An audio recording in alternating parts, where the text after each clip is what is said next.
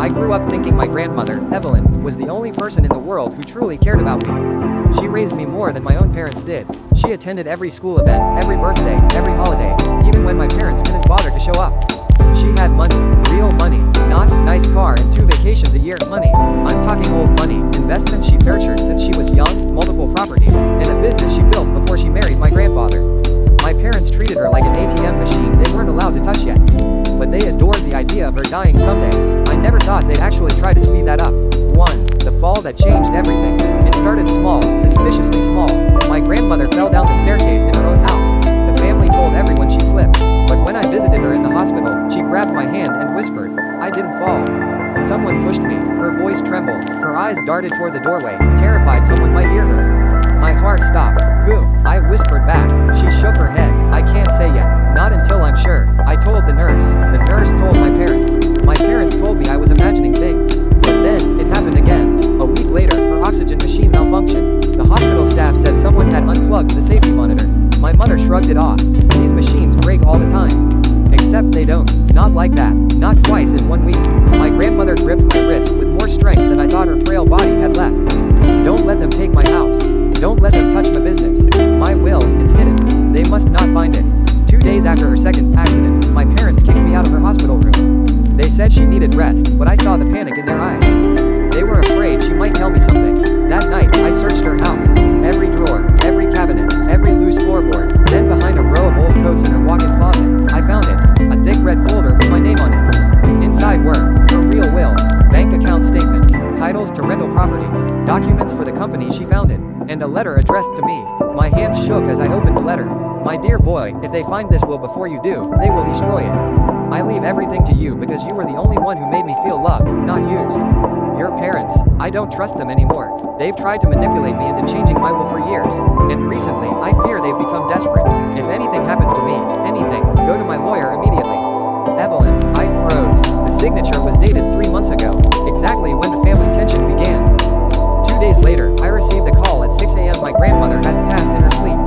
No pain, no struggle, no witnesses, but I didn't believe that for a second. My parents acted devastated, overdramatically so. My mother kept loudly crying into her hands without a single tear falling. At the funeral home, she whispered to my father, thinking I couldn't hear, "Call the lawyer. Tell him to prepare the inheritance transfer." Today, she wasn't even buried yet. I walked straight out and drove to Evelyn's lawyer myself. When I handed him the red folder, he looked stunned. "Thank God," he whispered. "Her other will disappeared from my office last week." My stomach dropped. Someone took it. Someone broke in. They knew exactly where to look. My parents. It had to be. He opened the letter, read it, nodded. "All right, Daniel, this will hold up. It has video and written proof. But be ready." Ready for what? He removed his glasses. "For war. For the inheritance meeting from hell." We arranged a meeting. Just me, my parents, the family lawyer, and Evelyn's lawyer. My parents arrived confident, smug, really. My father said, "Let's get this over with. We already know everything goes to us." The lawyer cleared his throat. "That is incorrect. Evelyn left her assets too." My mother cut him off. "To me or my husband?" Obviously. He slid the will across the table. "No. To Daniel." My father laughed. An actual laugh. "Is that some kind of joke?" My mother snatched the document and her face turned white. Then red. Then furious. "This is forged. He manipulated her," she screamed. But the lawyer already pressed play on a video. There she was, my grandmother, sitting at her desk. Clear voice. Clear mind. "If anyone claims this will is forged, let this video serve as proof. I am of sound mind. I chose Daniel because he has never once tried to take from me." Silence. My mother's hands curled into fists. My father muttered, "This is impossible." And then Evelyn's lawyer dropped the final bomb. Police are aware of the 2 attempts on Evelyn's life. We submitted the hospital reports. My parents went pale. The lawyer continued calmly, "You are both suspects. And until the investigation is complete, you cannot access any of her assets." What happened next is something I never expected. My aunt, my father's sister, came forward. She had been keeping quiet out of fear, but when she heard the police were involved, she broke down. She told investigators. My mother pressured her to get Evelyn to change her will. My father visited Evelyn the night before both accidents. They planned to take over Evelyn's business. They panicked when Evelyn refused. She even provided text messages. It was over. My parents were caught, and they folded fast. To avoid jail time, they admitted to disturbing Evelyn's equipment but insisted they never intended to harm her. Their lawyer convinced the judge they should get probation instead of prison. But the judge was merciless in another way. They were banned from receiving a single cent of her inheritance. Permanently, everything, the houses, the business shares, the investment accounts, came to me. My parents glared at me, their faces twisted with hatred and envy. "You ruined us," my mother hissed. "No," I said softly.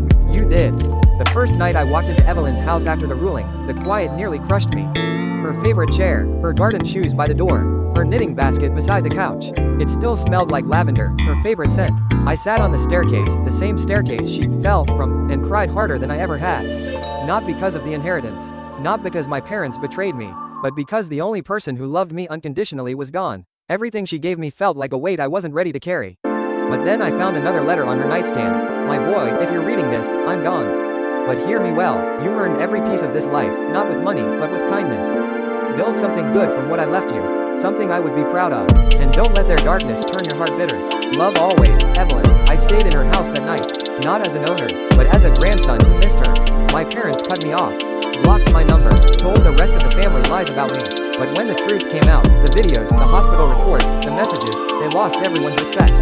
Every friendship, every connection, their reputation crumbled. Meanwhile, I honored Evelyn the way she asked. I kept her business running. Gave bonuses to her long-term employees. Donated to the charities she supported. Restored her childhood home. And kept her garden alive. People say wealth changes people. And maybe that's true. But Evelyn didn't give me wealth. She gave me purpose. A reason to be better. 3 months later, I visited her grave with fresh lavender. I sat there for a long time. "I hope I'm doing this right," I whispered. The wind rustled the flowers I placed, and for a moment, I felt warm, like she was still beside me.